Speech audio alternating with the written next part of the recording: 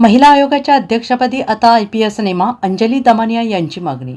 नाशिक बंधुबाबा अशोक खरात प्रकरणात अखेर महिला आयोगाच्या अध्यक्षपदावरून राष्ट्रवादीच्या नेत्या रुपाली चाकणकर यांनी राजीनामा दिला आहे। यापुढे महिला आयोगाच्या अध्यक्षपदावर IPS किंवा निवृत्त जजेसची नियुक्ती व्हावी म्हणजे महाराष्ट्राच्या महिलांना न्याय मिळेल, असे सामाजिक कार्यकर्त्या अंजली दमानिया यांनी म्हटलं आहे। रुपाली चाकणकर यांनी पक्षाच्या महिला प्रदेश अध्यक्षपदाचा राजीनामा द्यायचा की नाही हा त्यांच्या पक्षाचा निर्णय आहे, असंही त्या म्हणाल्यात। सुनेत्रा पवार महाराष्ट्राच्या पहिल्या उपमुख्यमंत्री आहेत। त्या 3 दिवस हे सर्व पाहत होत्या, मात्र त्यांनी कोणतेही पाऊल उचलले नाही।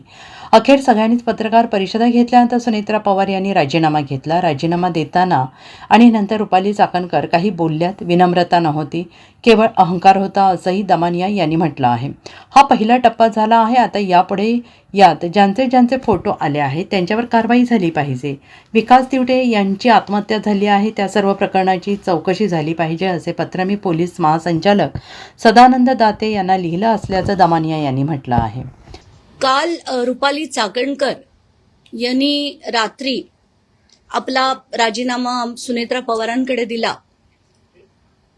खरं तर महिला आयोग हा महिलांच्या हक्कासाठी, न्यायासाठी, सुरक्षेसाठी असतो, पण जेव्हा ह्याच आयोगाच्या अध्यक्षा हा महिलांना आधार न देता स्वार्थासाठी राजकीय मंडळींना, अशा खरातसारख्या मंडळींना आधार देतात, तेव्हा महिलांचा पूर्णपणे त्यांचा आधार जातो।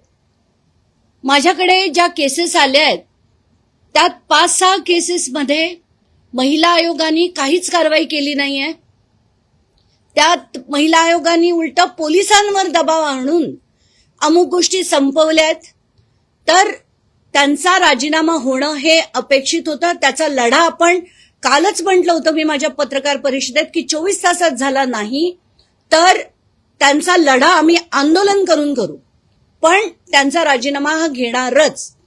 काल सुनील तटकरेंची बॉडी लँग्वेज बघितली, त्यांनी तिथून एका ठिकाणून जेव्हा पत्रकारांनी प्रश्न विचारले ते पळून गेले, तर सुनील तटकरेजींना मी ताबडतोब ट्विट करून म्हणजे माझं मत जे होतं ते मी मांडलं की तुम्ही पळा, पण आता यापुढे तुम्हाला आम्ही ना तुम्हाला सोडू ना त्यांना सोडू, काय वाटेल ते झालं तरी आम्ही लढू।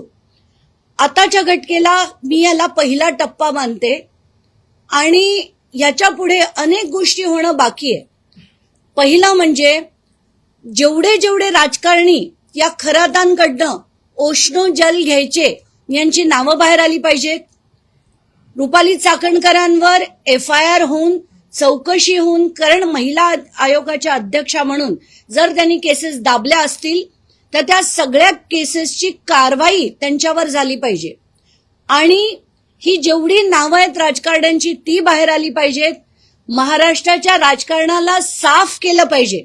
घाण करून टाकली आहे महाराष्ट्राच्या राजकारणाची। तर मुख्यमंत्र्यांना एकतर आभार, तुम्ही महाराष्ट्राच्या महिलांच्या डोक्यावर उपकार केलेत निर्देश देऊन, पण खरंच सार्कास्टिक बोलणं नाही, पण खरंच आभार की तुम्ही यावेळेस जरा लवकर तरी ते काम केलं। पण याच्या पुढे कुठेही डायल्युशन होणार नाही अशी अपेक्षा करतो। तुम्ही आता म्हणालात की प्रदेश अध्यक्ष नाही, आता तो त्यांच्या पक्षाचा निर्णय आहे, तो सुनेत्रा पवारांनी घ्यावा। पण सुनेत्रा पवारांना खरं तर एक स्त्री म्हणून हे सगळं 3 दिवस बघत होत्या, त्यांनीही कुठचाही पाऊल उचललं नाही। खरं तर महाराष्ट्राची पहिली स्त्री उपमुख्यमंत्री झाल्यानंतर त्यांनी महाराष्ट्राच्या महिलांसाठी अनेक गोष्टी करणं अपेक्षित होतं, पण 3 दिवस जेव्हा कळस झाला, सगळ्यांनीच पत्रकार परिषदा घेतल्या, त्यानंतर त्यांनी तो राजीनामा स्वीकारला।